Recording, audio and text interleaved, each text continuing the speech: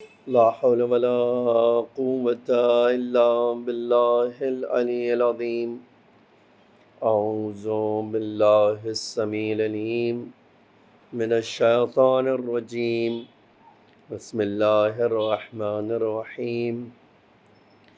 الحمد لله الذي لا يبلغ مدحته القائلون ولا يحصي نعماءه العادون ولا يودي حقه المجتهدون الذي ليس لصفته حد محدود ولا نعت موجود ولا أجل ممدود فطر الخلائق بقدرته ونشر الرياح برحمته ووتد بالصخور ميادان أرضه ثم الصلاة والسلام والتحية والإكرام على بشير النذير والسراج المنير حبيب إله العالمين أبي القاسم المصطفى محمد.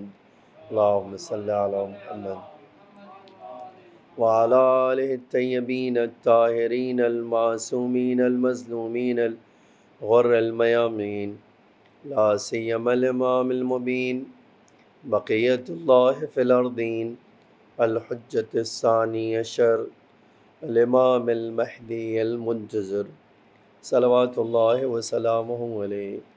أما بعد فقد قال رسول الله صلی اللہ علیہ وآلہ وسلم: ان الحسین مصباح الہدی وسفینۃ النجات. ایک صلوات پڑھیے محمد وآلہ محمد، اللہم صلی علی محمد. عزیزان گرامی، معزز ناظرین، عزاداران امام حسین علیہ السلام، اللہ کے رسول اپنی اس حدیث شریف میں ارشاد فرماتا ہے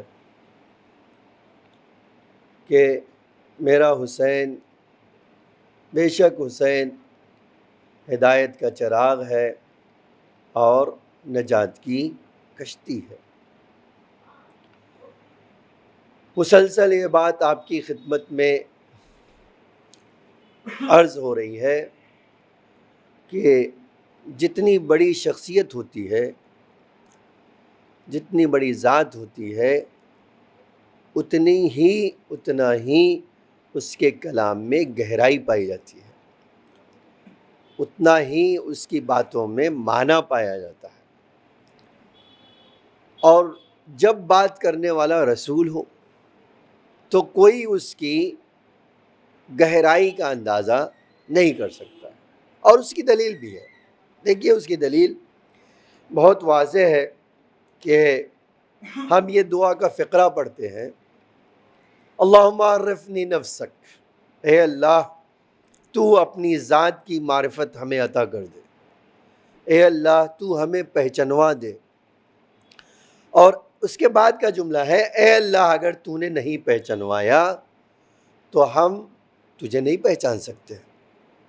ہم تیری ذات کی معرفت، اس لیے کہ ہمارا وجود اتنا چھوٹا ہے اور ذات تیری اتنی بڑی، تو اے میرے معبود تو ہمارے اوپر احاطہ کیا ہوا، کبھی بھی میں تیری معرفت کی حقیقت تک نہیں پہنچ سکتا. اس کے بعد دوسرا جملہ ہے اللہم عرفنی نفسک. اس کے بعد کہا ہے اللہم عرفنی حجتک، اللہم عرفنی رسولک، اے اللہ تو اپنے رسول کو بھی پہچنوا دے. اور اگر فَإِن لَمْ تُعَرِّفْنِي، اور اگر تو نے پہچنوایا نہیں تو کیا ہوگا؟ ہم تیرے رسول کو نہیں پہچان سکے. اور اس کی دلیل ہے اب آپ 25 سال بیٹھ کے تو پہچان ہی نہیں سکے، تو ہم تو اتنے سال کے بعد آئے ہیں. ایک صلوات پڑھیے محمد وآل محمد پر. تو جب سامنے بیٹھ کے معجزہ دیکھ رہے تھے، کلام سن رہے تھے، تو پہچان نہ سکے. جب تک اللہ مدد نہ کرے تو ہم کیسے پہچان سکتے ہیں؟ تو یہ جو جملہ ہے اللہم عرفنی رسولک، اے اللہ اپنے رسول کی معرفت دے دے، پہچنوا دے. کیوں؟ اگر ہم نے نہیں پہچانا فَإِن لَمْ تُعَرِّفْنِي رَسُولَكَ لَمْ أَعْرِفْ حُجَّتَكَ، تو تیری حجت کو نہیں پہچان سکے. اور اگر تجھے پہچان نہیں سکے، اللہ کو پہچان نہیں سکے، امام کو نہیں پہچان سکے، نتیجہ بھی اعلان کیا زَلَلْتُ عَنْ دِينِي، تو مجھے میرا دین نہیں ملے گا، میں دین سے بھٹک جاؤں گا. تو جس رسول کی ہمارے پاس طاقت نہ ہو کہ ہم اس کو پہچان سکے بغیر مدد کے، اسی طرح ہم اس کے کلام کو سمجھنے میں اللہ کی مدد کے بغیر پہچان نہیں سکتے ہیں. ایک صلوات پڑھیے محمد و آل محمد. اب ایک نقطے کی طرف میں پہلے اور دوسرے نقطے کی طرف اشارہ کرتا ہوں اور چند باتیں آپ کی خدمت میں عرض کرتا ہوں. اللہ نے کہ رسول نے یہ مثال دی، میرا حسین ہدایت کا چراغ ہے. دیکھیے چراغ کی خصوصیت ہوتی، آج میں چاہتا ہوں اس نقطے کی طرف آپ متوجہ رہیں.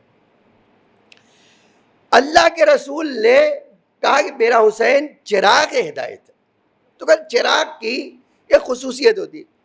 اچھا آپ قرآن میں اگر اٹھا کر دیکھیے تو یہ جو ہم پڑھتے ہیں وَالشَّمْسِ وَضُحَاهَا وَالْقَمَرِ إِذَا تَلَاهَا، تو باقاعدہ ہمارے وہاں یہ وارد ہوا ہے کہ سورج رسول اللہ ہے.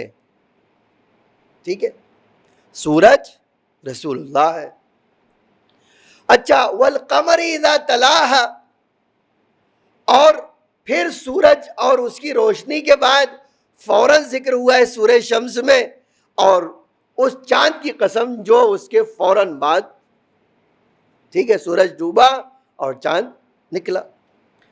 اچھا دنیا میں چاہے جتنا طاقتور چراغ ہو سورج کے سامنے جلا دیجیے، اس کی روشنی مان پڑ جائے گی.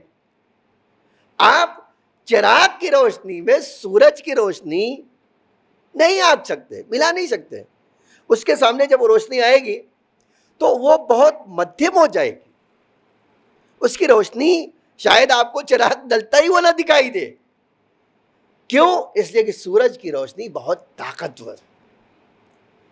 ٹھیک ہے، تو اب پہلے سے جب یہ واضح ہے کہ رسول اللہ خود سورج ہے، ٹھیک ہے، اور چاند جو ہے مولا کائنات ہے. امامت چاند کی طرح ہے جو رسالت کے بعد طلوع ہوتی ہے. تو اب ایک سوال تھا کہ اللہ کا رسول مولا حسین تو امام ہے، تو یہ کہنے کے بجائے کہ ان الحسین قمر الہدا، یہ کہتے یہ کرے مصباح الہدا، تو اس میں کوئی راز ہے کیا؟ ہے نا ایک سوال.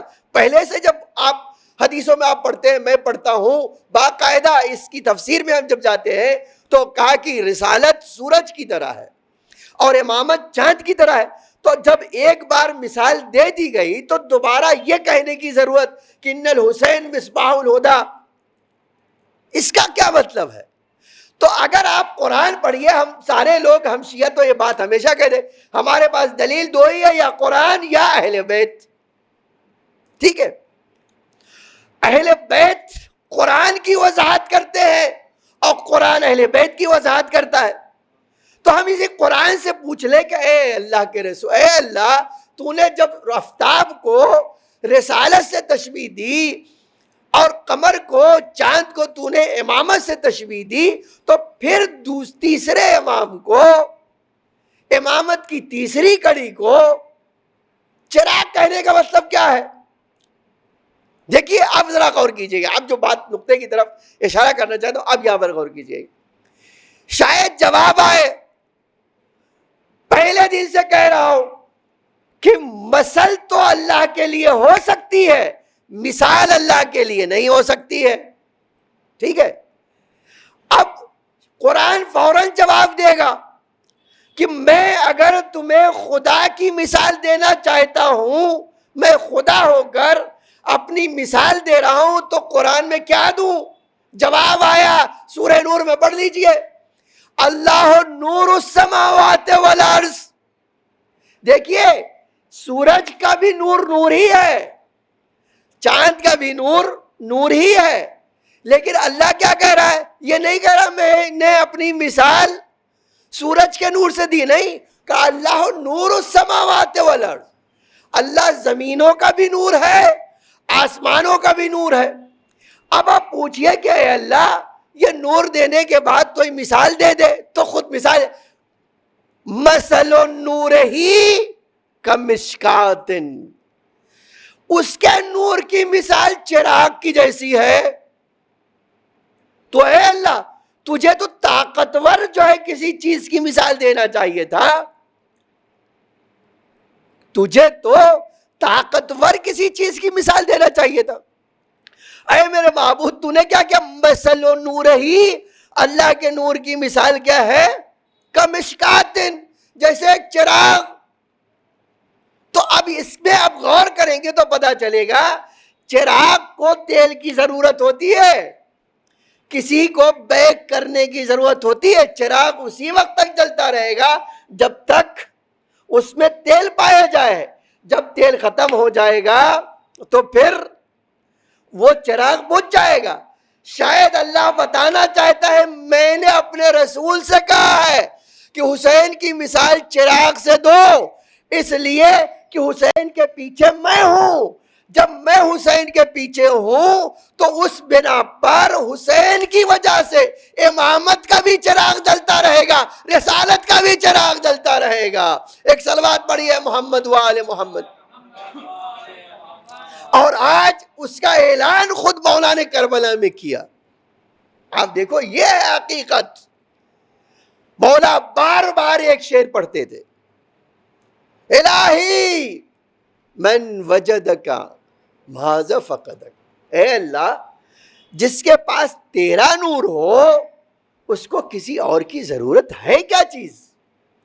اور پھر فرمایا اور جس کے ساتھ تو نہ ہو، جس کے پاس تیرا نور نہ ہو اس کے پاس ہے کیا چیز؟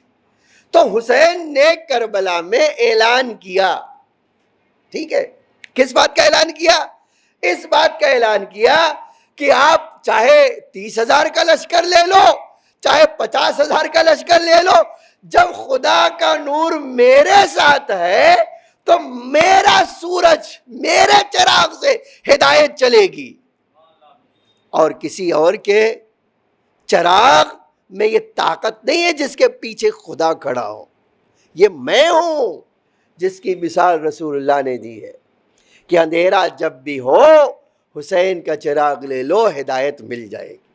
عزیزان گرامی، اس نقطے تک لایا ہوں تو ایک جملہ اور کہہ کے اس دوسری بات کی طرف چلا جاتا ہوں کہ آخری مجلس ہے آج، اس عشرے کی آج آخری مجلس ہے، اور ابھی تو مجھے واقعی لگتا ہے کہ میں نے جو پڑھنا شروع کیا ہے تو ابھی میں نے 3 وجہ بتائی ہے خالی، اور روایتوں میں 20 سے زیادہ وجہ ہیں کہ کیوں اللہ کے رسول نے اپنے حسین کو چراغ ہدایت اور کشتی نجات کہا۔ ٹھیک ہے، تو اب میں تو آج ویسے بھی بس ایک نقطے کی طرف چاہتا ہوں۔ دنیا کا کوئی مورخ، دنیا کا کوئی محدث، ماہرین جو اہل حدیث کے ماہرین تھے، جب ایک حدیث پڑھتے تھے تو حیران ہو جاتے تھے۔ جانتے ہیں وہ حدیث کیا ہے؟ حسین منی وانا من حسین، حسین مجھ سے ہے اور میں حسین سے ہوں۔ دیکھیے یہ تو ہر آدمی جو ہے پہلا جملہ سمجھ جاتا ہے کہ پیغمبر کا وجود، پیغمبر کا علم، پیغمبر کا نور سارا کا سارا کہاں؟ حسین میں ہے، یہ تو کوئی شک ہی نہیں ہے۔ جب اللہ کے رسول نے خود ہی فرما دیا ہے یہ میرا حسین، اس کا آدھا حصہ، حسن کا آدھا حصہ میرا وجود، حسین کا آدھا حصہ میرا وجود، اس کا مطلب کیا کرے؟ کہتے مکمل پیغمبر کو دیکھنا چاہتے دونوں بھائی کو دیکھ لو، ہے نا؟ یہی تو اس کا مطلب ہوتا ہے۔ اب یہ تو سب سمجھتے ہیں کہ بھائی جناب زہرا کی اولاد ہے، اور اللہ کا رسول قرآن میں اللہ نے کہہ دیا اے رسول کہہ دو اپنی اولاد کو لاؤ، اور لے گئے کس کو؟ امام حسن امام حسین کو لے گئے. تو یہ تو سبھی سمجھ گئے نا کہ پہلا جملہ حسین منی، حسین مجھ سے ہے، یہ تو سب سمجھ گئے. لیکن جب یہ آئی بات انا من حسین، تو سارے کے ساتھ سارے محدث سارے مورخ حیران اس کا معنی کیا نکالیں. لیکن ارباب اعضاء جو اللہ کے رسول کے کلام کو اور الہی کلام کو غور کر، اس کے لیے بڑا آسان ہو جاتا ہے. جب اللہ کہتا ہے میرے نور کی مثال وہ چراغ ہے، ٹھیک ہے، اب آپ اس کی روشنی میں دیکھیے بڑی آسانی سے کہہ سکتے ہیں اللہ کہہ رہا ہے یہ حسین کا چراغ، حسین جو کربلا میں چراغ جلائے گا اس سے نبوت بھی باقی رہے گی اور امامت بھی باقی رہے گی. آگے بڑھ کے کہہ سکتے دین اسلام کی بقا میرے حسین سے ہوگی. اب آپ بڑی آسانی سے ترجمہ کریں. اللہ کا رسول کہنا چاہتا تھا میں خالی محمد نہیں ہوں، میں اسلام کا پرچم دار ہوں. تو اب جب میں پرچم دار ہوں تو میرے وجود سے حسین جڑا ہوا ہے، اسی طرح میرے مشن سے بھی حسین جڑا ہو. اب میں نے اس کی ابتدا رکھی ہے، حفاظت کی ذمہ داری میرے حسین پر ہے. آج یہ یوں ہی نہیں کہہ دیا ہے اجمیری نے حقا کی بنا لا الہ الا ہست حسین. اگر توحید آج باقی ہے تو حسین کی قربانیوں سے باقی ہے. عزیزان گرامی، یہ جملہ کہہ کے ایک اور وجہ شباہت کے بارے میں آج معلوم کرنا چاہتا ہوں. آپ جانتے ہیں جب کشتی بنتی ہے نا تو میں نے کیا کہا، میں نے کہا کہ بھئی کشتی بنا رہے تھے تو 3 فلور کی بنائے، تو بنایا کس چیز سے، میٹیریل کیا یوز کیا. دیکھیے آپ بڑا غور کیجئے کہ آج جو یہ وجہ شباہت ذکر کرنا چاہتا بہت لطیف نقطے پر مشتمل ہے یہ. تو آج میں نے کہا کہ جناب جبریل آئے، جناب جبریل آئے، کشتی کا نقشہ بنایا، میٹیریل بھی بنایا یا نہیں؟ ہاں، ہمارے پاس ہے آج کی لکڑی، ٹھیک ہے، ایک درخت لمبا ہوتا ہے، آج ہمارے ہندوستان میں بھی پایا جاتا ہے، اس کو کاٹنا چھانٹنا سب سکھایا. تو خالی لکڑی سے تو کشتی بنتی نہیں ہے، اس کو تو جوڑنے کے لیے عجیب یہ ہے اللہ تعالیٰ نے آسمان سے کیلیں بھیجی، ٹھیک ہے، مسمار بھیجے. پوری حدیث مفصل ہے، میں آپ کو پوری مفصل حدیث نہیں سنانا چاہتا ہوں، بس جس نقطے کی طرف لانا چاہتا ہوں. اس کے بعد کیلیں کتنی بھیجی؟ کہتے 100 کچھ، 130 ظاہراً میرے حافظے میں 130. پھر اس میں کہا کہ دیکھیے نوح، میں بتاؤں گا یہ کیلیں کیسے لگیں گی، یہ کیسے آپ کو اس کشتی میں کیلیں لگانا یہ میں بتاؤں گا. ٹھیک ہے، کیوں؟ اللہ نے کہا ہے. یہ جناب جبریل تو فرشتہ ہے، فرشتے ہو تو 100%، آپ بلکہ کہہ سکتے ہیں 110% عباد المکرمون، اللہ کے وہ عزت دار بندے ہیں جس کے لیے قرآن کہتا ہے لا یسبقونہ، ایک قدم آگے نہیں بڑھاتے جب تک اللہ کا حکم نہیں بڑھ جائے. ٹھیک ہے، وَهُمْ بِأَمْرِهِ يَعْمَلُونَ، یہ قرآن اعلان کرتا ہے. وہ فرشتے کیا کرتے ہیں؟ جو حکم آیا اسی کو انجام دینا، باقی ان کا ایک قدم، آپ کہہ سکتے ایک بال آگے نہیں بڑھ سکتے، یہ ان کی فطرت.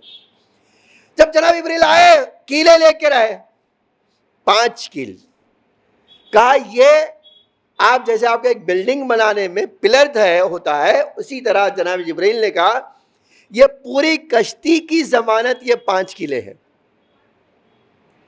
ٹھیک ہے، اچھا اتنی بات ہوتی تو شاید آپ کہتے تھے کہ دیکھو شیعہ بہت فضیلتیں گڑھ لیتے ہیں، ٹھیک ہے، لیکن اتنی بات نہیں ہے. آج ہم مدارج النبوہ میں جب آپ پڑھیں گے تو خالی اتنی بات پہ آ کر نہیں رک گئی بات. اب پہلی کیل دیا، جیسے ہی جناب نوح کے ہاتھ میں آئی، ان کے جو اس کیل سے کیسا نور نکلا جس سے ان کے وجود کو بھی نورانی کیا اور ان کا حد نظر نور. تو اب ایک سوال ہے، وہ تو خود رسول ہے، وہ تو آدم ثانی ہے، وہ ان سے رسالت شروع ہوتی ہے. تو جو خود نور ہو اس کے ہاتھ میں ایک کیل پکڑا دی جائے تو اس کا ہاتھ، اس کا وجود بھی نورانی ہو اور تا حد نظر نور پھیل جائے تو چونک جائے گا نا، بھائی کیا یہ کاف آواز دیا جناب جبریل نے، خدا نے اس کیل کو محمد سے منسوب کیا ہے، ٹھیک ہے، یعنی اس کیل پر آپ ہم اپنے الفاظ میں کہیں تو کہہ سکتے ہیں ظاہراً یہ کیل ہے، لیکن محمد کا نام اس پر دم کر دیا ہے، اللہ تعالیٰ نے منسوب کر دیا، اس کا مطلب یہ ہوتا ہے۔ اب ایک جملہ تو کہنے کو بنتا ہے نا کہ جب نام منسوب ہونے کی بنا پر اس میں اتنی تاثیر پیدا ہو جاتی ہے کہ نبی کا نور جو ہے یہ نبی منور ہو جائے، تو آج مسلمان کیسے کہہ سکتے یہ ہمارے بھائی ہیں؟ دیکھیے یہ بہت بڑی عجیب بات ہے یہاں، اسی لیے آیا تھا کہ یہ ہمارا رسول عالمین کے لیے رحمت بن کر آیا ہے، اسی لیے آیا تھا، ورنہ یہ تو کیا ان کو اللہ کے رسول کو آج کوئی بات اس میں کہنے کی نہیں۔ خالی ایک بار مسلمانوں کتاب پڑھ لیجئے، انہوں نے اپنے رسول کا چہرہ کیا بتایا اور اللہ نے اس کو کتنی فضیلت دی، یہ آپ ایسا کر سکتے؟ ٹھیک ہے، کیا کروں؟ کہتے ہیں یہ سب سے جو سینٹر پوائنٹ ہے وہاں لگائیے، اس کشتی کو جو بنا رہے ہیں، جو اس کا جو ہے پلر ہے کشتی کا، وہاں لگائیے، ٹھیک ہے۔ دوسری کیل تھمایا تو پھر سے ان کے وجود میں نور، کہ یہ کیا ہے؟ کہ یہ پیغمبر کے جانشین علی سے منسوب ہے، اس کو دائنی طرف رکھیے تاکہ آپ کی کشتی چلے۔ تو جب نوح کی کشتی علی کے بغیر نہیں چلتی تو آپ کی کشتی کیا چلے گی؟ آپ کو کیا ہدایت ملے گی؟ یہ بات سمجھیے، آج ہم شیعہ اتنے سالوں سے یہی سمجھا رہے ہیں آپ کو کہ اہل بیت کے بغیر، قرآن کے بغیر کسی کو ہدایت نہیں مل سکتی ہے، اور جب انبیاء ان کے محتاج تھے تو آپ اور ہماری کیا حیثیت ہے؟ پھر تیسری کیل دیا، اب پھر ان کے وجود میں لرزہ طاری ہوا، کہ یہ کیا ہے؟ کہ اے نوح، یہ راز خدا ہے جس کا نام میں نے فاطمہ رکھا ہے، صلی اللہ علیہ محمد، جس کا نام ہم نے راز خدا ہے، اس کا نام فاطمہ، اس کو بائیں طرف لگا دیجیے۔ پھر ارباب اعضاء تیسری چوتھی کیل لی، پھر سے ان کا جو ہے وجود نورانی ہوا، کہ یہ کیا ہے؟ کیا یہ حسن کے نور سے منسوب ہے؟ لیکن عجب ہے روایت، آپ دیکھیے جب پانچویں کیل دی تو جناب نوح کہتے ہیں جبریل نورانیت تو ملی لیکن پورے وجود میں غم طاری ہو گئی، یہ کیا ہے؟ اب تک جو میں یہ لیتا تھا تو میرے وجود میں ایک طرح کی خوشی، فرحت محسوس ہوتی تھی، یہ چاروں میں نورانیت پائی گئی اور چاروں کی عظمت میں نے دیکھ لیا، لیکن یہ پانچواں جو ہے جیسے ہی اپنے ہاتھ میں لیا، کہہ رہے ہو یہاں لگا دو، لگا تو دوں گا میں، لیکن اے جبریل اس کی خاصیت بڑی عجیب ہے، کہ کیا محسوس کر رہے ہیں؟ کہہ رہے میرا وجود پورے غم سے بھر گیا ہے، اب سوائے میں رونے کے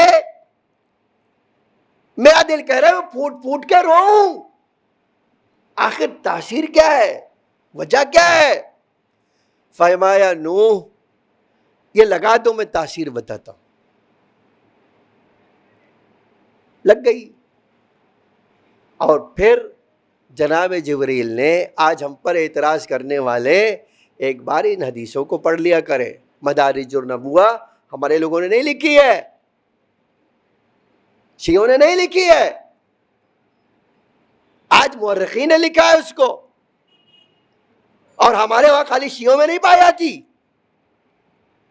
تو جب ہمارے وہاں خالی پائی نہیں جاتی ہے، آپ نے لکھا ہے، تاثیر بھی لکھا ہے نا، اور جناب نوح کا یہ بات بھی لکھا ہے، پھر جناب جبریل نے پورا مقتل پڑھ کے سنا دیا، جناب نوح روئے تو کہہ دیا نوح بدعت کیوں کر رہے ہو؟ رونا تو منع ہے، رونا تو بدعت ہے، رونے سے تو عذاب ملتا ہے۔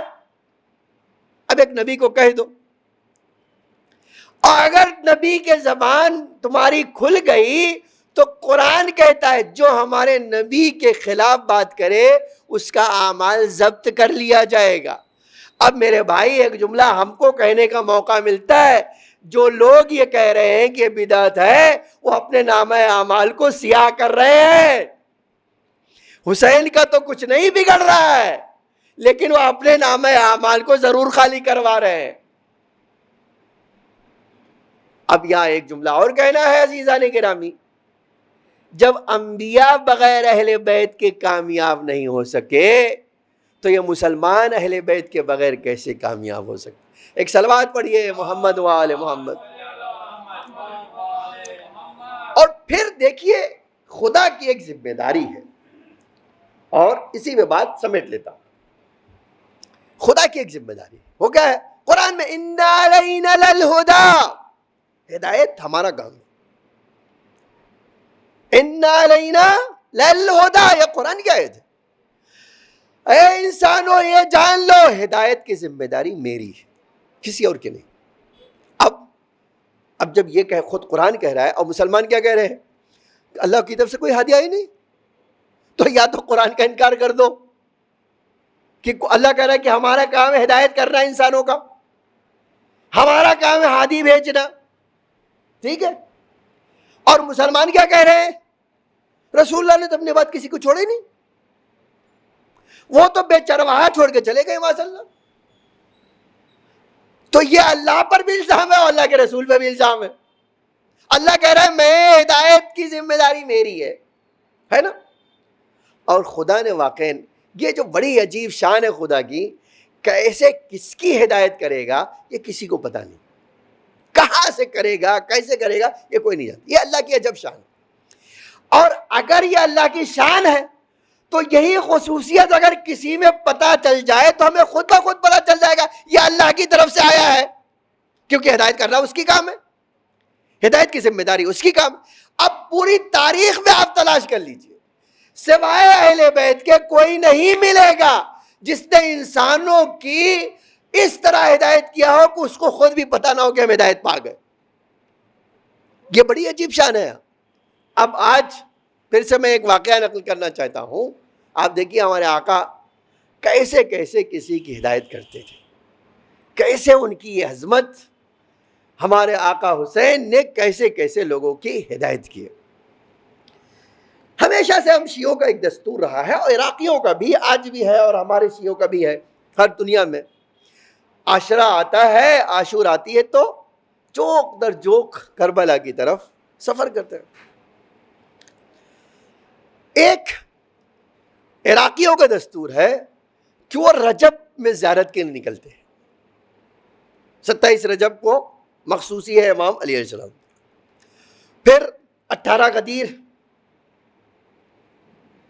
اور پہلے پیدل سفر ہوتا تھا تو ٹائم لگتا تھا، تو غدیر منا کر پھر وہ جاتے تھے کربلا۔ ایک سال موصل سے ظاہراً یہ موصل سے قافلہ نکلا تو اس میں ایک عیسائی شامل ہوا، عیسائی، وہ اب اس کی داستان بہت بڑی ہے، میں اس کے بارے میں نہیں جانا چاہتا ہوں، اس کے پیچھے بہت، میں اس میں بہت نہیں پڑھ رہا، جو خالی میں یہ جملہ لانا چاہتا ہوں۔ اس نے اصرار کیا کہ دیکھیے میں سردار قبیلہ سے میں آپ کو چھوڑ نہیں سکتا ہوں، کہا ہم زیارت پہ جا رہے ہیں، کہا ٹھیک ہے آپ زیارت پہ جا رہے ہو، میں نہیں زیارت پہ جاؤں گا، لیکن میں یہ کام کروں گا، آپ کے سامان کی دیکھ بھال کروں گا، آپ جہاں رہیں گے آپ کا خیال رکھوں گا، آپ کی خدمت میں، آپ ساتھ میں لے چلیے۔ اب اس نے اتنا اصرار کیا کہ وہ سردار قبیلہ جو تھا اس نے کہا اچھا ٹھیک ہے چلو تم، وہ لے کر آیا۔ یہ قافلہ کہاں پہنچ گیا؟ نجف۔ ٹھیک ہے مسافر خانے میں رہو، ہم جا رہے ہیں زیارت کرنے کے لیے، اور انہوں نے زیارت کیا اور آ گئے۔ اب نجف سے یہ لوگ کوچ کرتے ہیں کربلا، یہ جو ہے کربلا لے گئے، کہتے عاشور کے دن، شب عاشور وہ لوگ پہنچے کربلا، زیارت کرنے گئے۔ اس سے کہا کہ بھائی تم کو تو لے ہی نہیں جائیں گے روزے میں، ایک کام کرتے ہیں آج بھی ہے، پہلے جو ہے تھوڑا اور تھا، کھجور کے درخت تھے حرم کے اطراف میں، آج بھی ہے لیکن بین الحرمین ہے، لیکن پہلے اور چاروں طرف تھے. اور وہیں جو ہے ایک پہلے چراغ بھی جلائے جاتے تھے، مشال جس کو کہتے تھے، کہ یہ مشال قریب میں ہے، یہ کھجور کا درخت ہے، ہم سامان یہیں رکھ دیتے، تم یہیں بیٹھو، تم یہاں بیٹھو. اسے ٹھیک ہے آپ جائیے زیارت کیجئے. کہا دیکھو آج زیارت لمبی ہوگی، عمل کریں گے اور ہم شاید صبح ہو جائے، تو کوئی بات نہیں، میں یہاں بیٹھا ہوں، مجھے تو کچھ کام نہیں، میں آپ کا سامان دیکھوں گا اور مجھے تو کچھ لینا نہیں، آپ جائیے آرام سے زیارت کیجیے. وہ لوگ چلے گئے. صبح ہوئی، جب اس کے پاس آئے تو حیران پریشان، یہ کہہ رہا مجھے کلمہ پڑھواؤ. کہا بھائی اتنی دور سے آ گئے، اتنے دن ہمارے ساتھ رہے، ایک بار نہیں کلمہ پڑھاؤ، آج کیا ہوا؟ کہا خدا کی قسم آج جو میں نے منظر دیکھا ہے، مجھے یقین ہو گیا کہ نجات پانا ہے تو حسین کے ساتھ. ایک صلوات پڑھیے محمد وآل محمد پر. اس کے بغیر کسی کو نجات نہیں مل سکتی. کہا کیسے تمہیں پتا چلا؟ اب ذرا توجہ کیجیے. کہتے آپ گئے، اچانک میں نے ہر طرف سے یا حسین کی آواز سنی، ہر طرف. کہتے حتیٰ میں دیکھ رہا تھا جانور بھی یا حسین کہتے ہوئے روضے کی طرف بڑھ رہے ہیں. ٹھیک ہے، اب یہ منظر ہی دیکھنا تو میرے لیے بڑا حیرت ناک تھا. اور پھر کیا دیکھتا ہوں کہ اس زری سے امام حسین خود نکلے، اٹھے، اور ان کے ساتھ میں بہت سارے لوگ جو ہے امام حسین کے ساتھ اسی، اور دھیرے دھیرے چلتے چلتے امام میری طرف بڑھ رہے، اور ہر آدمی کچھ پوچھتا ہے، امام اس کو جواب دیتے ہیں. پھر میں نے ایک سے سنا، امام کہہ رہے کہ دیکھو میرے زائر جو آئے ہیں ان کا نام تم نے لکھ لیا؟ آج میرے زائر ساری دنیا میں میری زیارت کر رہے، ان کا نام اس رجسٹر میں لکھ لیا؟ تو گھبرا کے فرشتے کہہ رہے ہاں ہاں بالکل بالکل. حتیٰ وہ ماں جو حاملہ ہے اس کے بچے کا نام بھی ہم نے اس رجسٹر میں لکھ لیا. جو آئی ہے ماں اور پیٹ میں بچہ لے کر ہے، اس کا بھی نام ہم نے اس فہرست میں لکھ لیا. کہتے ایک بار میں نے دیکھا کہ آقا پھر سے اس کی طرف مجھے کہا ایک بار تم اپنا رجسٹر چیک کرو، ایک بار تم اپنا رجسٹر چیک کرو. ٹھیک ہے میں اپنا رجسٹر چیک کرتا ہوں. انہوں نے رجسٹر چیک کہا آقا کوئی نہیں بچا ہے، کوئی نہیں بچا. امام نے کہا پھر سے ایک بار چیک کرو، تمہارا رجسٹر میں کوئی خامی تو نہیں رہ گئی، کوئی چھوٹ تو نہیں گیا ہمارے ظاہروں میں؟ کہا نہیں آقا بس یہ. کہتے میری طرف اشارہ کیا، یہی نہیں، یہ کربلا آیا ہے اور یہاں بیٹھا ہوا ہے، آپ کا زائر نہیں ہے، یہ آپ کے زائروں کے سامان کی حفاظت کرنے کے لیے بیٹھا ہے. اب اس کے نام کے علاوہ بقیہ سب کا نام ہم نے لکھ لیا، پوری دنیا میں سب کا نام لکھا. تو امام نے فرمایا اس کا کیوں نہیں لکھا؟ کہا مولا یہ زیارت کرنے نہیں آیا. کہا ٹھیک ہے وہ نہیں آیا، ہماری بارگاہ میں تو آیا ہے، جو ہماری بارگاہ میں آئے ہم اس پر اپنا کرم کرتے ہوئے نہیں بھولتے. کہتے یہ دیکھنا تھا کہ بس میں نے سوچ لیا کہ آپ آئیں تو پوچھوں گا، اور آپ اب مجھے بتائیے آپ کا کلمہ کیا ہے، میں مسلمان بنا. میں ایک جملہ کہنا چاہتا ہوں، یہ دیکھے مسلمان، ساری دنیا کے انسان دیکھ لیں، حسین جب تک تھے ہدایت کا پرچم رہے، جب شہید ہو گئے تو ساری کائنات کے لیے ہدایت کا پرچم ہے. ایک صلوات پڑھیے محمد وآل محمد. میں نے کہا نا کہ اللہ جب ہدایت کرتا ہے تو کہاں سے کرتا ہے یہ اس کا ولی جانتا ہے. ایک جملہ امام کا اس کو مسلمان اور شیعہ بنا دیتا ہے. یہ کیا چیز ہے؟ اللہ کہہ رہے ان علینا للہدی، ہمارا کام ہے ہدایت کرنا. عزیزان گرامی، لیکن آپ سوچئے حسین کربلا میں جس کو لے گئے تھے نا سب ہدایت کے چراغ ہیں، لیکن انہوں کو اللہ نے نہیں، حسین نے ہدایت کا چراغ. آج جس شہید کی زندگی پڑھ لیجئے، آپ کو ملے گا کہ وہ اس کے اندر یہ صلاحیت ہے کہ وہ ہدایت کا چراغ ہے. واقعی نا اس میں ایک 6 ماہہ حسین کا بچہ بھی ہے. حسین کا یہ لال بھی آج بہتوں کے لیے ہدایت کا چراغ ہے. میں نے روایتوں میں دیکھا ہے اس کی جلالت کیا تھی. ہمارے ایک عالم نے لکھا ہے, بہت کئی کتابوں میں نے یہ واقعہ دیکھا کہ امام زمانہ, آپ سوچیے امام زمانہ, جہاں اس میں زیارت ناہیہ میں سلام کرتے, کس کے اوپر سلام ہو آقا ابا عبداللہ کے ششماہے پر جس کو تیر ستم نے شہید کر دیا. اب یہ واقعے میں ملتا ہے, ایک آدمی مسجد سہلہ کی طرف جا رہا تھا, مسجد سہلہ کی طرف, کہتے راستے میں ایک عرب سے ملاقات ہو, راستے میں ایک عرب سے ملاقات ہو. کہتے اس عرب نے پوچھا کہ بھئی تم کہاں جا رہے ہو؟ کہا بولا یہ مسجد سہلہ کی زیارت کرنے جا رہا ہوں آج. ٹھیک ہے. کہا پوچھا سوال کرتے کچھ مصائب پڑھتے ہو؟ کہاں پڑھتا ہوں, مسجد میں پڑھتا ہوں. کہا اچھا اگر پڑھتے ہو تو ہمارے لیے کوئی مصائب پڑھ دو. کہا کون سا مصائب؟ کہا حسین کے لال اصغر کا مصائب پڑھ دو.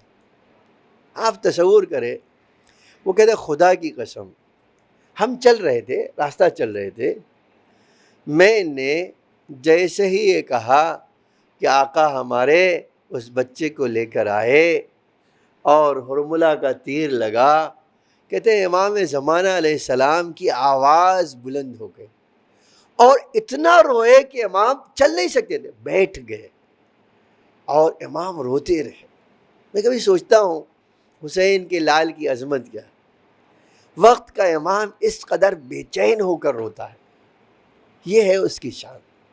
آپ کبھی سوچئے یہ کیسا غم تھا کہ امام حسین نے ایک بار آواز دیا, حل من ناصر ینصرنا, ہے کوئی جو ہماری فریاد کو سنے. مقتل کہتا ہے یہ آواز کا لگانا تھا, یہ آواز دینا تھا کہ ایک بار خیموں سے رونے کی آواز آئی. ارباب عزا, میں چند منٹ آپ کے سامنے اس بے شیر کا مصائب پڑھنا چاہتا ہوں. جیسے ہی رونے کی آواز آئی, آقا نے گھوڑا دوڑایا, در خیمے پہ آئے, کہا بہن حسین زندہ ہے, رونے کا سبب کیا ہے؟ اے بہن سیدانیوں میں کوہرام کیوں مچ گیا ہے؟ کہا بھیا صدائے استغاثہ میں پتہ نہیں کیسا درد تھا کہ علی اصغر نے اپنے آپ کو جھولے سے گرا لیا. اے بھیا جس اصغر میں اتنی طاقت نہیں کہ وہ مچل سکے, اس نے آپ کی صدائے استغاثہ سن کر اپنے آپ کو اے بھیا جھولے سے گرا لیا ہے. یہ سننا تھا.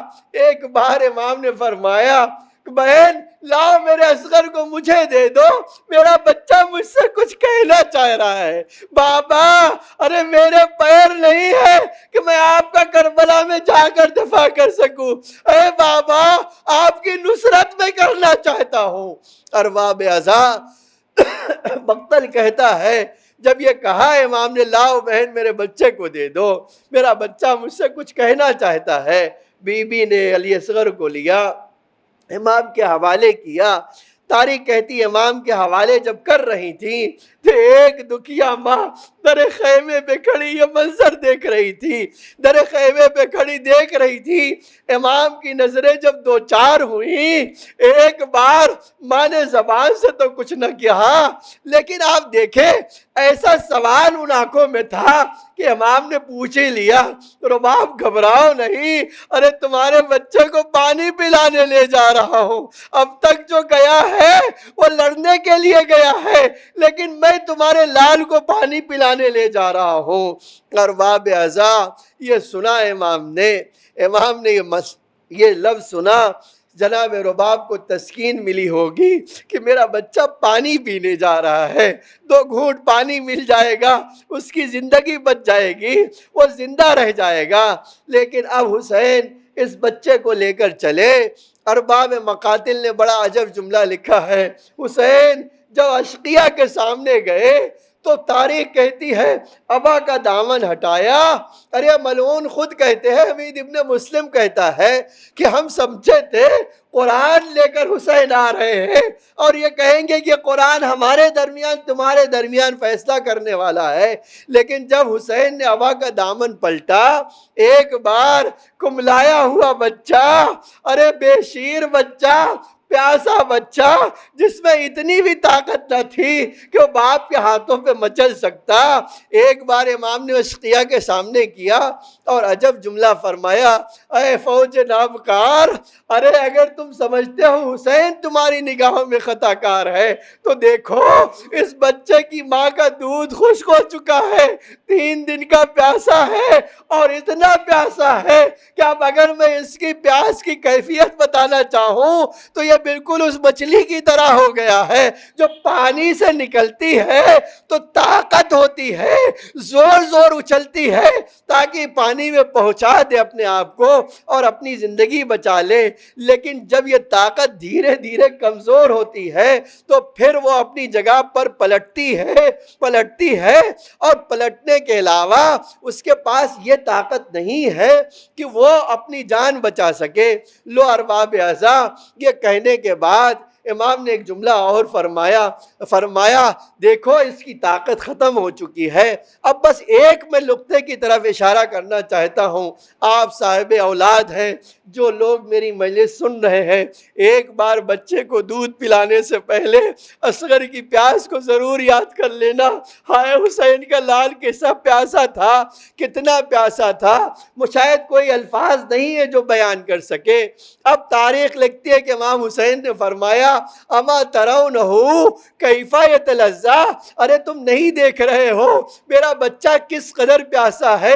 اب اس کی پیاس کا انداز یہ ہے کہ خالی ہونٹ کھولتا ہے اور بند کرتا ہے، اس میں اتنی بھی طاقت نہیں ہے کہ وہ اپنی طرف سے دفاع کر سکے. لو ارباب اعضاء، ارے حسین کے لال کہ وہ اتنی طاقت نہ رہ گئی تھی. لیکن ہاں مقتل میں ایک جملہ ملتا ہے، یہ جملہ کہنے کے بعد امام نے اشقیاء کو مخاطب کیا، اے اشقیاء نابکار، اگر سوچتے ہو حسین اس بچے کے بہانے خود پانی پی لے گا، لو میں اس بچے کو زمین کربلا میں لٹائے دیتا ہوں، تم آ کر خود پانی پلا دو. ارباب اعضاء، حسین نے اپنے بچے کو رکھا لیکن زمین کربلا کی حدت نے ارے جلدی سے پھر اپنے بچے کو آغوش میں اٹھا لیا اور عجب جملہ فرمایا کہ بیٹا ارے تم بھی تو حجت خدا کے لال ہو، اپنی حجت تمام کر دو. ولی اصغر نے خشک زبان نکالی اور اپنے ہونٹوں پر پھیرنا شروع کیا. یہ منظر دیکھ کر اشقیاء منہ پھیر کے رونے لگے. ایک بار عمر سعد نے آواز دیا، اے شمر، اے حرملہ آگے بڑھ، اقطع کلام الحسین، حسین کے کلام کو قطع کر دے. ایک بار نشانہ لیا، سنسناتا ہوا تیر چلا، ارے بچے نے مسکرا کے آگے بڑھا.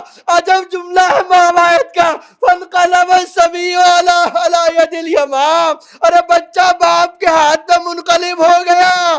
حسین نے چلو آگے بڑھایا، خون چلو میں لیا، آسمان کی طرف پھینکنا چاہتے تھے. آواز آئی آقا اس خون ناحق کا ایک قطرہ آسمان کی طرف نہ پھینکیے گا ورنہ کبھی بارش نہ ہوگی. حسین زمین کی طرف پھینکنا چاہتے تھے. پھر آواز آئی آقا ارے خون ناحق ہم برداشت نہیں کر سکتے ہیں، آپ نہ پھینکیے گا. حسین نے خون علی اصغر چہرے پر ملا، ایک جملہ کہا، میں اپنے نانا سے اسی حال میں ملاقات کروں گا اور شکایت کروں گا، نانا ارے میرے بشیر نے کون سی خطا کی تھی. ارباب اعضاء، اب مقتل نے بڑا عجب جملہ لکھا ہے، حسین ارے بچے کو لے کر کربلا کی زمین پر کبھی آگے بڑھتے ہیں، انا للہ انا الیہ راجعون کہتے ہیں، پھر چل پیچھے ہٹتے ہیں. حسین 7 بار آگے بڑھے، 7 بار پیچھے ہٹے.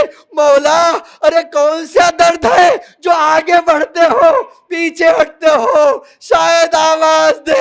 ارے دکھیاری مارو باپ کا تصور کرتا ہوں تو میرے قدم پیچھے ہٹ جاتے ہیں، لیکن جب میں دیکھتا ہوں نہیں، ابھی بھی حسین کا لال اس مصیبت میں گرفتار ہے۔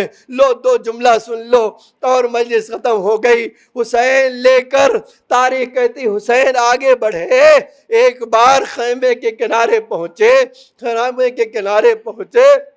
آپ اندازہ کیجئے کس قدر بے کسی تھی۔ حسین آئے خیمے پر، آواز دیا رباب اپنے بچے کو لے جاؤ۔ جیسے ہی بی بی نے یہ آواز سنی، آپ ایک جملہ کہنا چاہتا ہوں، آپ ذرا سوچیں ایک ماں کے دل میں کیسی امنگ پیدا ہوگی، میرا بچہ پانی پی کر آ گیا۔